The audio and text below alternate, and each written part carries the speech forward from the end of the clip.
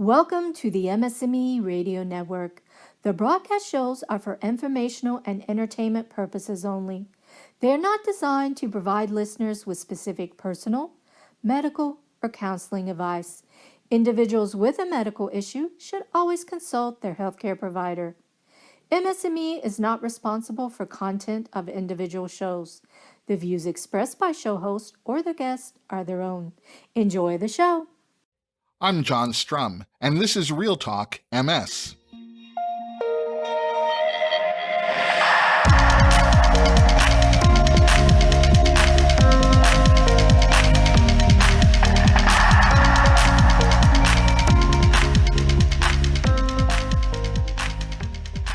My guests on today's podcast are Drs. Lee Hartswell and Catherine Heller. They're the co-principal investigators in the MS-MOSAIC study, which I think is a fascinating and important study for a couple of different reasons that we're going to be getting into. But I think this study gives us a peek at how medicine might be practiced in the very near future. So we'll be talking with Drs. Hartswell and Heller in just a bit, but before we get to our guests, we learned a few other things this past week.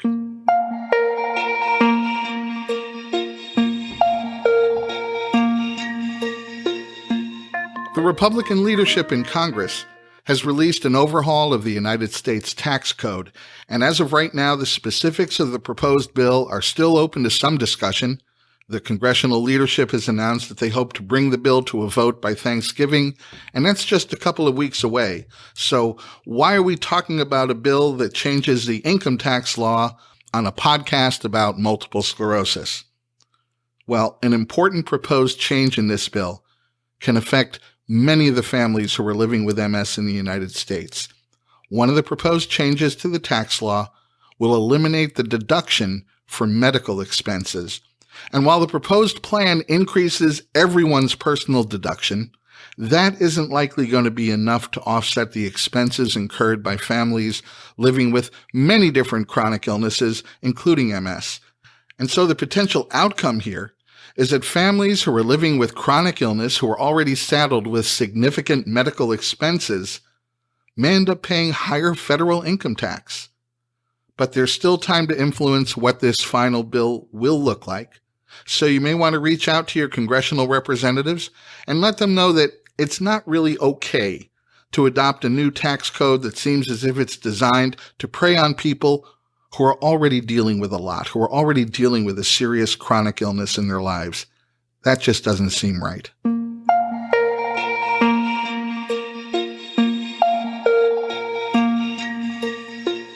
And speaking of medical expenses, the annual open enrollment period is now officially underway for individuals and families who buy their health insurance through their state's health insurance exchange or marketplace. The open enrollment period runs through December 15th, and if you want to enroll in a new plan or renew your existing plan for 2018, or if you have questions and need more specific information, just head to www.healthcare.gov and you should find lots of answers there.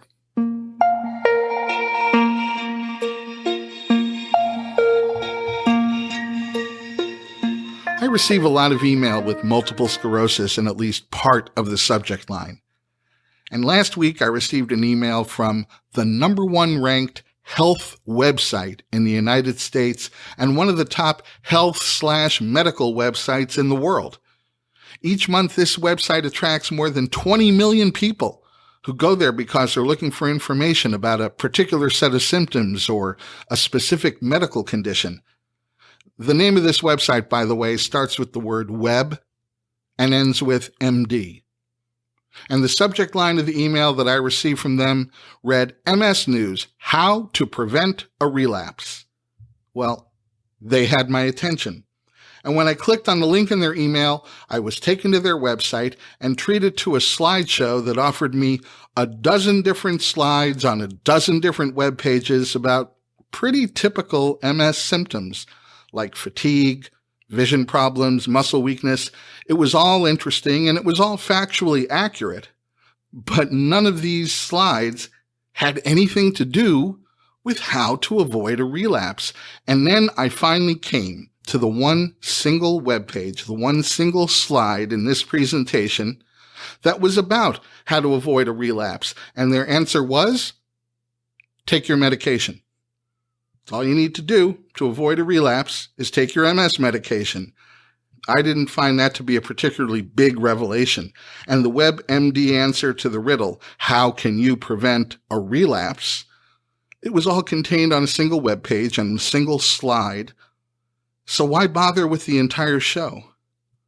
Because going through the entire slideshow to get to the one slide that was going to tell me how to avoid a relapse meant that I also clicked on pages that showed me 12 different ads. So imagine if just 1,000 people clicked on that link because they really want to know how to prevent the next MS relapse. Well, that's 12,000 ad impressions that WebMD gets paid for. And trust me, many, many more, thousands more people clicked on that link. And in the internet advertising business, they have a very specific name for it. They call it clickbait.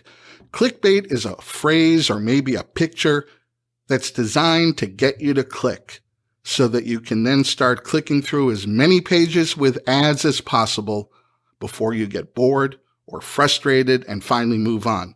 And clickbait is nothing new. I'm just surprised that the folks at WebMD have decided that they have to stoop so low as to use something like a person's desire to avoid something pretty serious like an MS relapse just to sell a little more advertising. I'd like to think they were better than that.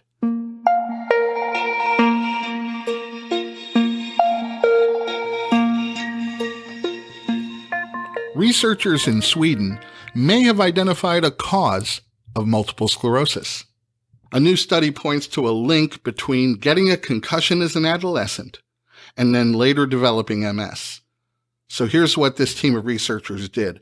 First, they looked through the Swedish health database and identified a little over 7,000 people throughout Sweden who had been diagnosed with MS sometime between 1964 and 2012.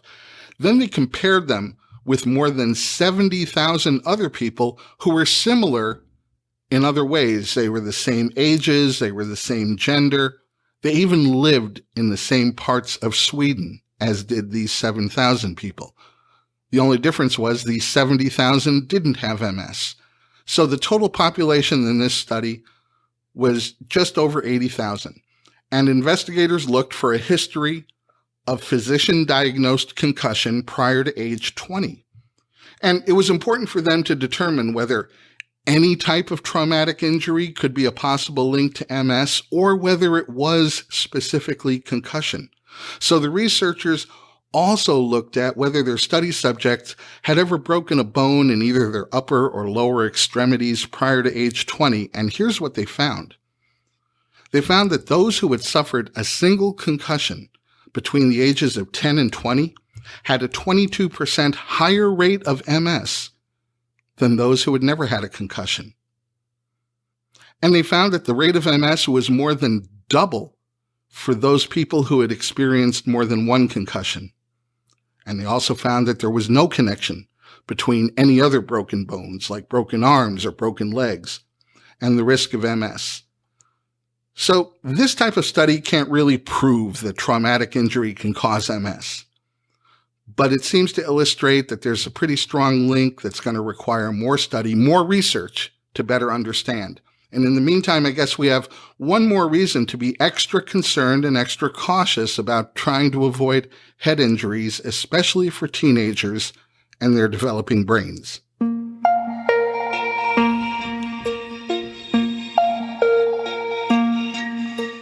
We've all heard that making smart choices when it comes to the foods that we eat leads to better health. And we've also heard that exercise is good for you. Well, when it comes to people diagnosed with MS, we can offer some pretty strong evidence that both of these age-old cliches are 100% true. Researchers at the University of Melbourne in Australia have published a study looking at possible associations between pain caused by MS and so-called lifestyle factors. The research team recruited just over 2,300 participants for the study. All of the participants were over 18 years old, and all of them had been diagnosed with MS. And the researchers found that about 29% of the people in their study had reported moderate to severe pain that actually interfered with their work and their enjoyment of life in the 4 weeks prior to the study. So when they drilled down, the research team found that a high-fat diet and obesity were two of the most important factors linked with someone reporting substantial MS pain. These patients were twice as likely to suffer from significant pain than those who made healthier diet choices and maintained a normal weight. In addition, smokers were twice as likely to report substantial pain than patients who didn't smoke. So it turns out that some of the things that Mom told us about were absolutely on point. Eat right and exercise. You may actually have a better chance of avoiding substantial pain in multiple sclerosis.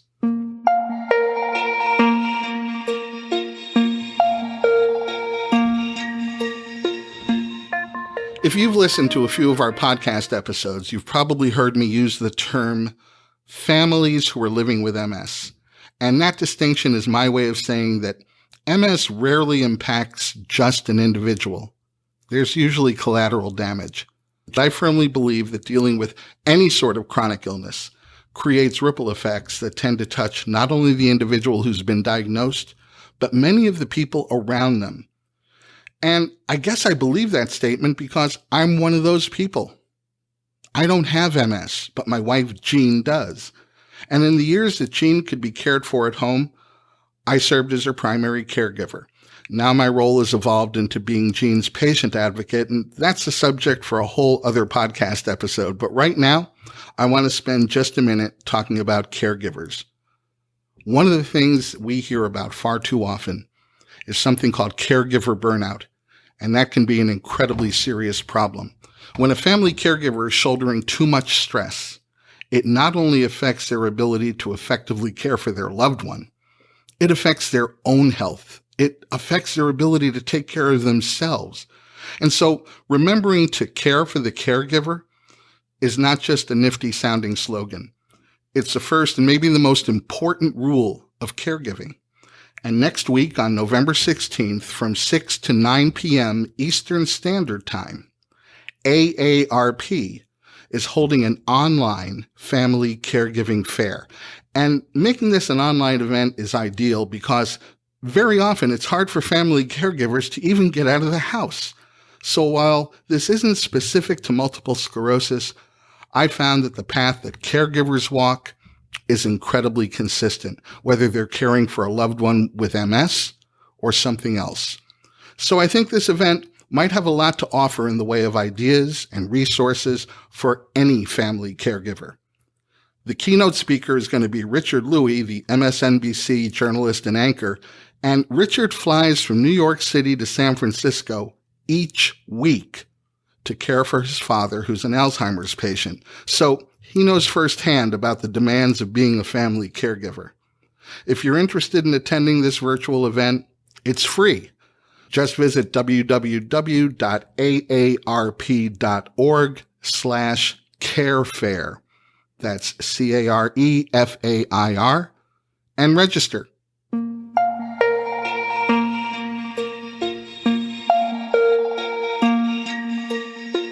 MS MOSAIC is the name of a research study that everyone listening to this podcast can actually participate in, whether you have multiple sclerosis or not. And more than just a study that I think is going to help us learn a lot about day-to-day living with MS, I believe this study is a perfect example of how we're going to interact with our medical teams in the very near future. Next, I'll be joined by my guests, Drs. Lee Hartzwell and Catherine Heller, the co-principal investigators in the MS MOSAIC study.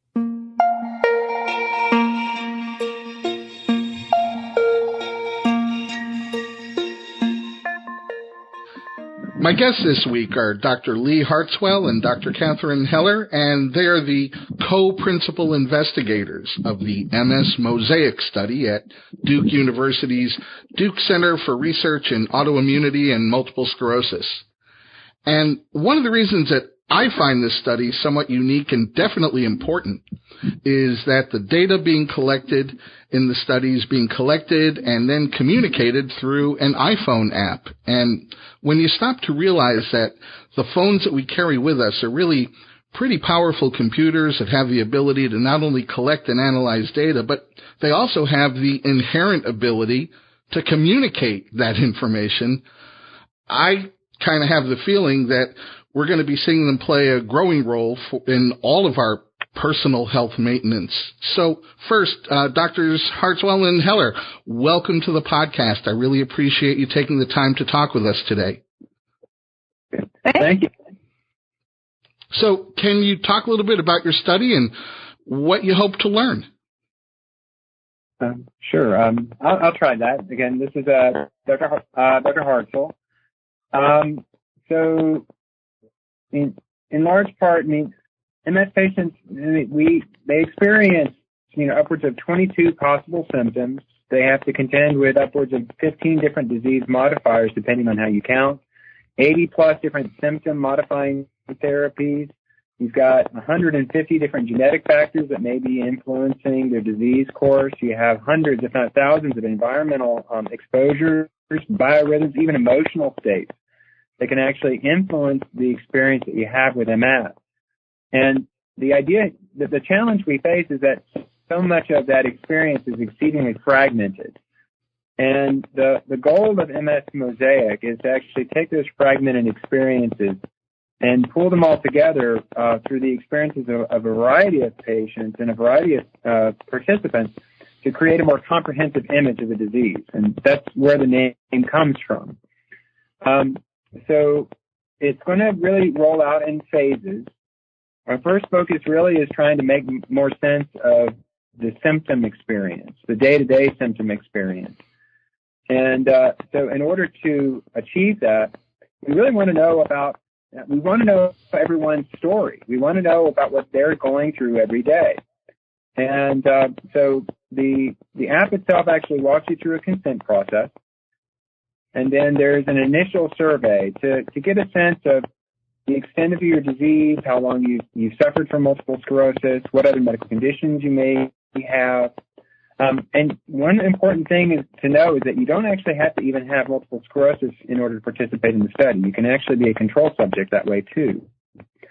The idea is that you get this initial information, and then on a daily basis, you'll get this notification just once a day asking you to rate the severity of your various MS symptoms. The nice thing about it is that the notification is only once a day. If there's really been no significant changes from the previous day, you can answer the day's survey from the notification screen. If there's been any changes, all you have to do is change the severity rating of the symptoms that have changed. Everything else is pre-populated from the previous day. Now, in addition to that daily quick survey, there's information that's collected through the phone sensors. There's also information that's collected through any wearables that you may have that are linked to your phone. And there's also a series of tasks that are done about once every 2 weeks to get us a better sense of your overall disease experience. And the idea is that with this information, we can do a lot. And that's just with this data that we're collecting in this first phase. You might be able to identify patterns in different symptom experiences. You can identify linkages between different symptoms or medications or different physiologic measurements like your sleep or your activity levels, your temperature, that sort of thing. And ultimately, what we hope to achieve is we might get to a point where we can forecast symptom changes.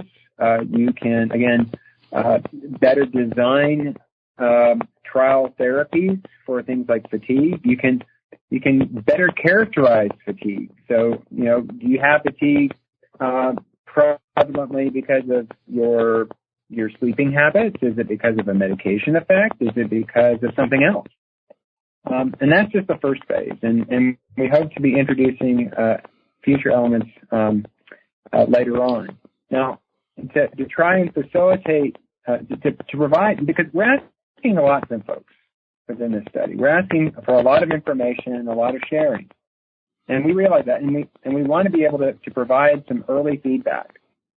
Now, a lot of the really valuable insights from the study really won't come till later, and that's from on the back end with the data analysis through artificial intelligence. But in the near term, at the end of each week, patients or participants, they get these feedback reports about, what symptoms have changed the most since the last week, or whether their most severe symptoms. Provides them links to information from vetted sources about those things and what they can be doing about them. And then there's also this feature where you can produce a provider report. So I spend most of my time seeing patients. I spend 80% of my time in patient care. And one of the biggest challenges is when you sit down with folks and you ask them, so how have you been in the last 6 months?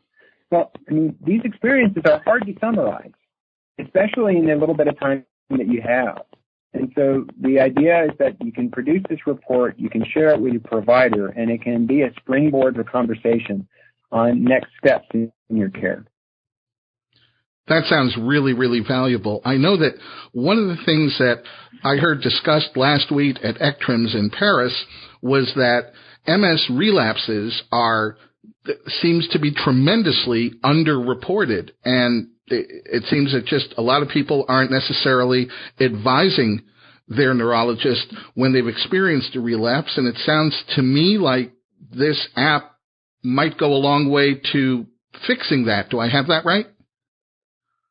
Yeah, absolutely. And to go even further, we can actually start to identify patterns in the data eventually we might be able to forecast things like relapses. Now, that's a bit tricky because you also need to pair that data with things like MRI scans, et cetera. But in the meantime, one added element of the app is that if a patient is concerned that they may be having a relapse, we want to make reporting that to your provider a little bit easier.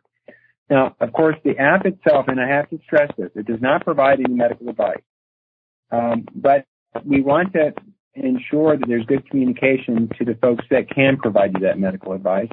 And so if a participant is concerned that they're suffering from a relapse, if they've noticed a change in their symptoms and they're concerned, there's a survey specifically for that. And at the conclusion of that survey, once you've shared that, the app is intelligent enough that it can actually prompt you to contact your provider and provide you with a link so that you immediately call their office. And the purpose of doing that at the end of the survey is actually twofold. One, so that we, of course, obtain that information so that we can start to maybe make better sense of relapses over time. But the questions are actually designed to prime the patient for that conversation with their provider so that when they have that conversation, they know the kind of questions that are going to be asked, and they can receive that care more quickly.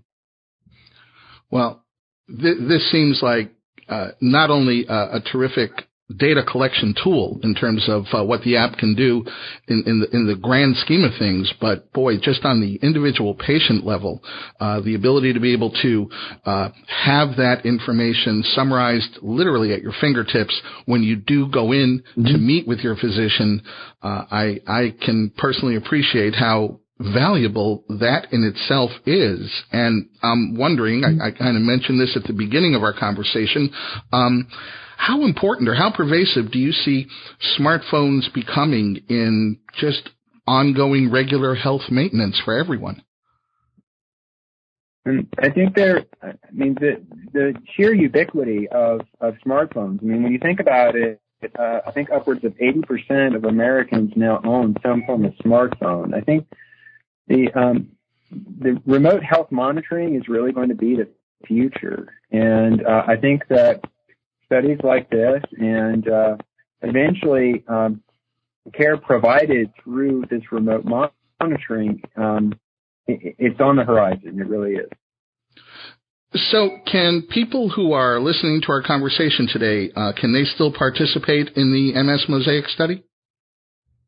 Yes, sir, absolutely. The app is currently available only in the Apple App Store.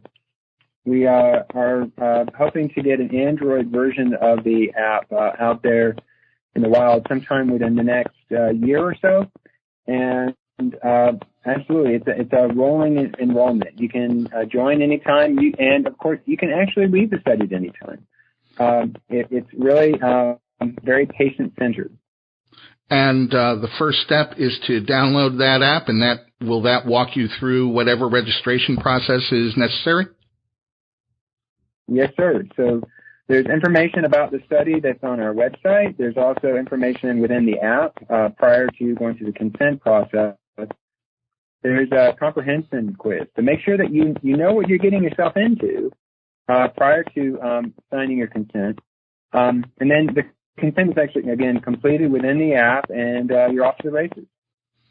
Well, great. We're going to be sure and put a link to your website, to the study website, on the show notes that go with this episode of our podcast, so people will be able to find that information really easily, because I think this is great. And just to stress again, something I heard you say, people with MS can participate, and people who don't have MS can be part of the control group, and they can also participate. Is that right? Yes, sir. And we're certainly hoping to hear feedback from even the folks who are involved in the study who do not have multiple sclerosis. And because, quite frankly, we'd be interested to know what their experience is like, and see if they find the tools that are within the application valuable as well. Well, this sounds just great, and I know there's going to be a lot of people listening who are going to be excited, and hopefully we get a few on board to start participating. I just think it's a win-win. Obviously, it will help your study in terms of collecting information, but at the same time, I think everybody using this app is going to benefit from just being able to walk into their regular appointments with their neurologist armed with the kind of information that can make the most out of their time together and make the most out of their ability to communicate where they're at in terms of their MS symptoms. It sounds wonderful. Yeah, we hope so. Well, we're excited, and I so appreciate your time. I want to thank you both again for joining us today. That's going to wrap up this week's episode of Real Talk MS. My name's John Strum, and thanks so much for listening. We'll catch you next time.